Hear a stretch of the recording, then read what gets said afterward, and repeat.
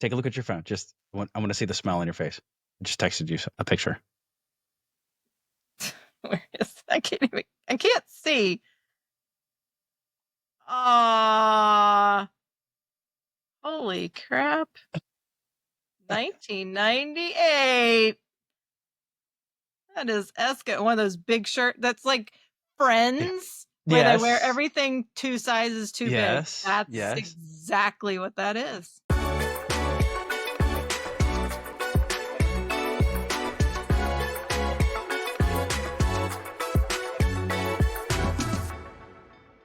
Welcome back, everybody, to another edition of the Wins in the Grind. I am your host, Esco. Lisa, say hello. Hello, I'm your co-host, Lisa. Well, I guess I'm a co-host. I guess that. Yeah. Wow. Unless you wanna Sorry. fund this thing. You're Well, I love ya, but see, no, at work, I'm the MC. I know. I'm the host, so it's hard to I turn know. that off. I I guess. know. I'm so sorry. I'm teasing. All the years, but I'm not. All the years I've known you, it's always been, "I'm your host," and I'm Yeah, like, I'm your "Yes, host. you are." Yes. Damn it. Apologies to everyone there. Let's talk about another screw up that we had. This time Amen. we both had it, not just me that time. We started this series with the best of intentions. We wanted to interview some folks and we wanted to kind of get their perspective on the workforce. And the great thing about it was we had a pretty diverse group of ladies. We had going to enter the college years of their life, just starting the workforce. And then, as I like to say, these ladies are a little jaded because they've been in the workforce just a little longer. They've had the big girl jobs per se. And so it was great. We were thinking, hey, watch this episode and watch that. Yeah, we were so wrong. We were so wrong. But we But ended up that's getting, okay, but 'cause that's that's where okay. you learn, Esco. Make sure that you have an open mind to learn. And we did. We learned a lot about what was a priority for them, what was interesting for them. And actually that's kind of what today's episode is going to be about. It's where the formal name is help them understand their relationship with work. And then Lisa, you call it. Oh, I call it the quiet quitting smackdown. What does that even mean? Quiet quitting. Is that a thing in your world? What is that? It is. Well, it's not in my world. It's in the sort of HR world, and Okay. it's kind of actually even dated now. But I think it's really harkening back to how people are choosing their relationship with work Right. and their employer, and whether they're really fully there. And I think that what we're kind of talking about, because again, sort of our mistake is we all the wonderful professionals that we spoke to are highly motivated, high work ethic. They bring themselves to work. They have pride in what they're doing, and Yeah. so just like you and I do, right? So I think that I'm calling it the quiet quitting smackdown, is because I think what we talk about today is how to show up at work in a way that kind of makes yourself proud of what you're doing. Maybe. Or and I would say proud of where you work. Take Yes. advantage of what's going on. I think I received some advice, and I love sharing this with younger folks. My dad told me when I first got I got my first big boy job. He said, go ahead and throw every penny you have or that you're allowed to into your 401k and learn to work or learn to live without that money. And if you do that today in your first big boy job, you can do that for the rest of your life. Fast forward 25 years, and to this day, that is still, let's go ahead and check it off. And Lisa, Mike and I sat in the same new hire class, and we were both like, and what about Right. Exactly. that was something that we were both concerned about. What is some advice that you were given when you were first starting out in your big girl job? What kind of advice were you given that still sticks with you today? Well, the same thing. So I will just re-emphasize that piece of it. Right. Same thing, 20 whatever years old, that first salary job that offered that benefit. As one of our young folks says, like, it's a benefit. Why not take, I was like, oh, that's what it's really named after. So yeah. And because the company, most companies, I guess, pay into that, or actually they have to some level. So that's money working for you. And yeah, 100%. That was, and now as I'm further on the hill, so to speak. I see it working for me, right? Right. So, yes, I would just emphasize that. I would take a moment to emphasize that. But I also think, some of this goes into you and I as Gen Xers, we've talked about this, the Gen Xers dilemma, sort of we invented the work hard, play hard, but we never actually did the play part. So, I mean, it was come in before your boss, leave after your boss. You had the power suit that you could afford at whatever level. Like you just worked. And Right. and um there was a division between work and everything else that you did essentially. Yeah. And and to my detriment, and actually this is kind of some advice that I was getting from other managers was I was able to show up at 7 a.m. and leave at 11 p.m. And when I first started in Same. corporate America, I was able to do that, and I did. Yeah. Well, that wasn't really good for a newlywed. That really wasn't good Mhm. for, creating a relationship with your spouse, your partner, and building on that when we were young, which is probably something I should have led with. And then my managers were like, Esco, you're gonna burn out. You're gonna burn out. You're gonna burn out. And I was like, I don't. I love doing this. And but there was the burnout wasn't necessarily at work. I think the burnout might have been in other places that I didn't get a chance to, take advantage of that I probably should have. Yeah, So, I mean, that makes sense, right? And I say, what is the advice like? Oh, that was the question. What advice did you get? You're like, you work all the time. Oh, okay. And so you kind of fast is that forward. really advice? No, it's not actually. And it's not advice that's given today either. Right. But Yeah. our generation is so seeped in that, right? Yeah. So I worked 80-hour week. Okay, so that used to be bragging rights, and now it's kind of a cautionary tale. Yeah. Exactly. Exactly. I And think, I'm switching my day now. I don't do 80-hour weeks anymore. no, but you do focus on work ethic, and I Yeah. think, this is something that I make sure that I talk to my mentees on is what is your work ethic? What are you portraying to others?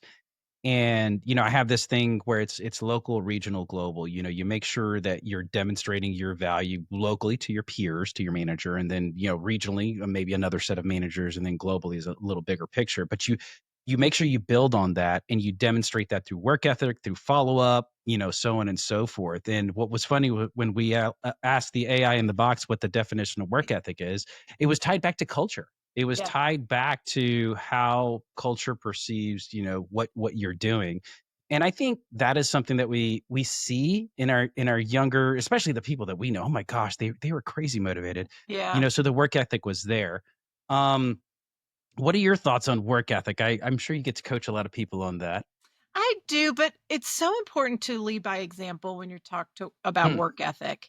I think it's so innate in a person and certainly something that I interview for or, people would interview for. But to truly understand that, what I'd like to double click into is actually sort of is it about work ethic or is it about the value that I bring? Because value is so subjective, but I hear that all the time, yeah. whether it's anecdotal and, people are like, well, I bring this high value. And it's great. I appreciate that. I don't know what that means necessarily, but here's what I do see. I see Right. that you're showing me grit with kind of connecting the dots and uncovering. I give you an assignment and you go work the problem Right. versus I've done the next step. What's next? I was like, well, I think the grit piece is like, why don't you go figure out the entire arc of the assignment that we're talking about, right? And that work ethic piece is so important, and I think sort of a forever term that crosses all generations. Yeah. I What's funny about what you said is, you kind of mentioned something that I consider table stakes. Mm, And the grind for me with, visiting with my younger folks is that I'm a quick learner. And there's other things that I have high energy or whatever. I'm a And I'm people like, person. I'm a people person. I was like, I wouldn't be sitting across the video screen from you right now as a candidate if that wasn't the case. So the fact that you're calling out table stakes, in my opinion, is probably not a good thing. And to your point, you're not getting the big picture, right? And so to me, that's a grind. I would love to coach people out of that. However, I think as we discovered in our interviews, there wasn't an appreciation for the benefits. And to see that for me, the win when I'm helping somebody understand their value in a company and how they take advantage of the company is like, did you use the X plan that is available for us to buy your new car? Yes, I did. Oh my gosh, did you take advantage of the employee purchase program that we have with our partners? And I know it's 10%, but hey, it's 10%. And so seeing some of that and how our employees get to take advantage of the benefits of working for a company to me is a huge win because then they're getting paid in other ways that are bigger than what shows up every 2 weeks in their paycheck. Yeah, 100%. And even things like financial planning. I mean, even at a small company, we have these mental health services, legal services. I need to draw up my will. I'm about to have, our producer, Alyssa, is about to have her baby. She and her husband are about to have her baby. And, there's so many life changes and like Yeah. taking advantage of these different things. And those are the pieces that make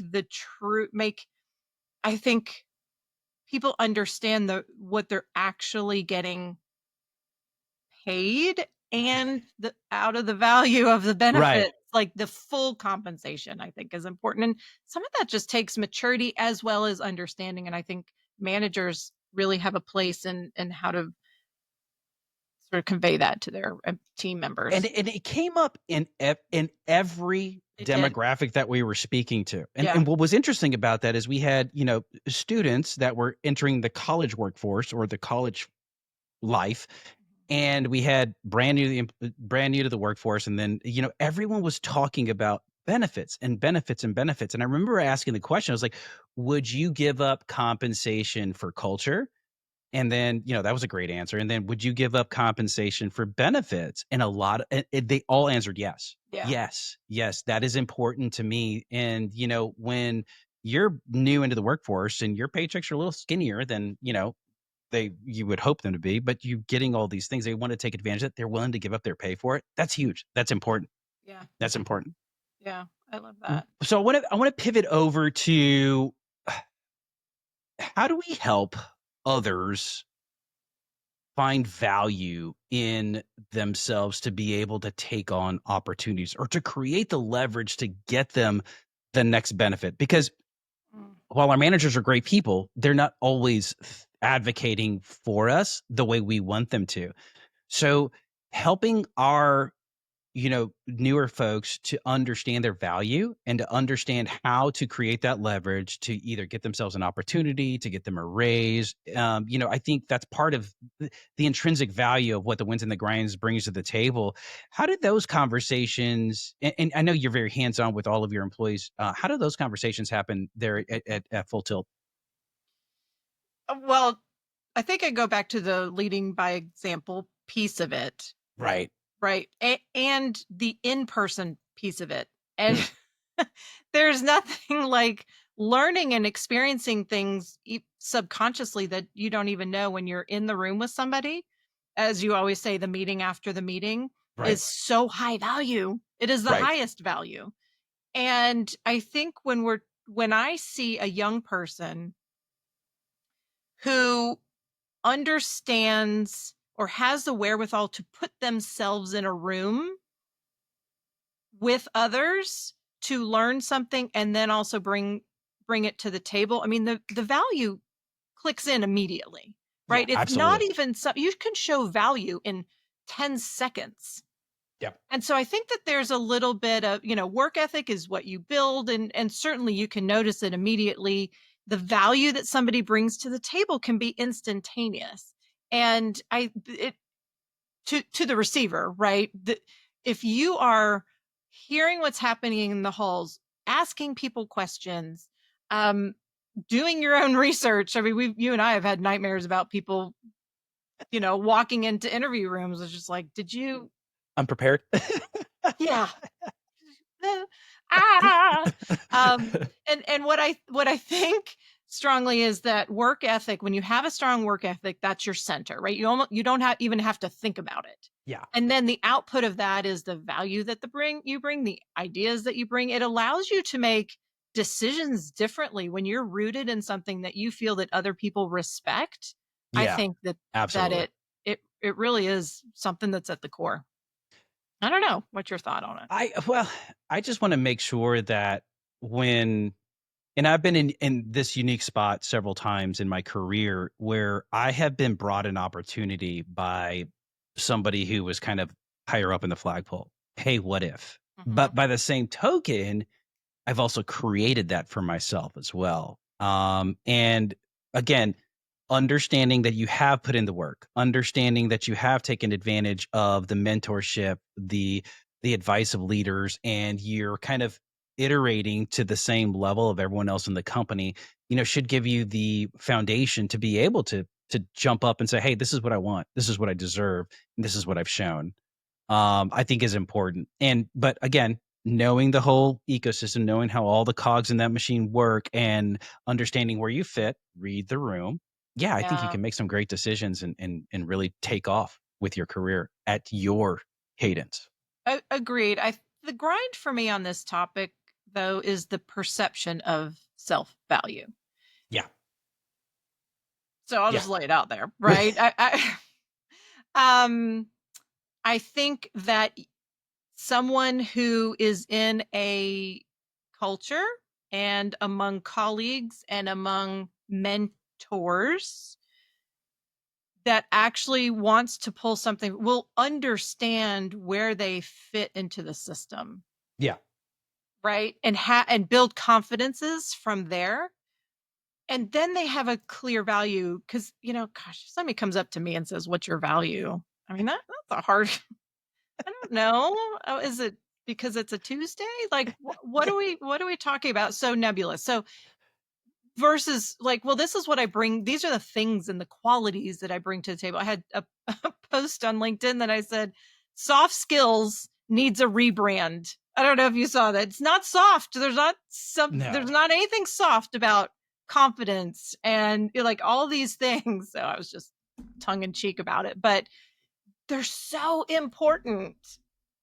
And the skills again can be learned once you've got Yes. those core values in place. I'm gonna caution the audience here, and I know we Yeah. agree upon this. Yes, read the room, know your value, but my goodness, walking in telling people you're humble, walking in, telling people that you deserve six figures just because, whatever. Read the room. Yeah. Yes, have confidence in your value, but demonstrate that or articulate that. Walking in just cold and saying, "Yep, this is what no, you're not going to pay me that. Okay, great." Mhm. I'm sorry. I lose a Yeah. lot of confidence in your credibility when you walk in without making me think that you're worth six figures before you ask for it. And I think that's the sell, right? So I want to, yes, know your value, but read the room, be respectful of the situation. My 2 cents. Yeah, well, it has to be realistic, and I think that's the word I was missing. Is sort of my last part there was that value against what? Against Mm, the profession, against colleagues, against that's um fair. Yeah, that's fair. there's an order of magnitude for anything or a spectrum, probably more better word here, because the value that I bring to my kids' school volunteering is different than what I might bring to a business meeting, which is different than what I might bring to the family dynamic. I don't know. I'm just throwing Right. things out there, but again, it's kind of that read the room in the sense of value against the other factors that are playing in the particular Yeah. workforce. Makes perfect sense. Makes perfect sense. Lisa, this brings us to the close of series 3, video 4. Help them understand their relationship with work. We've got 3 other videos out there if you didn't get a chance to catch them. Enable their success through ownership, seek to understand, teach and let them explore. AKA back off boomer. Thing else, tune into these episodes so that way you can see how Lisa renamed all of the formal titles that we have.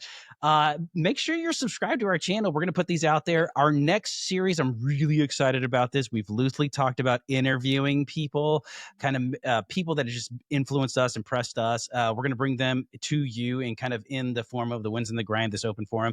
So tune into those. And with that, Lisa, I think we're done. We'll catch you on I the next one.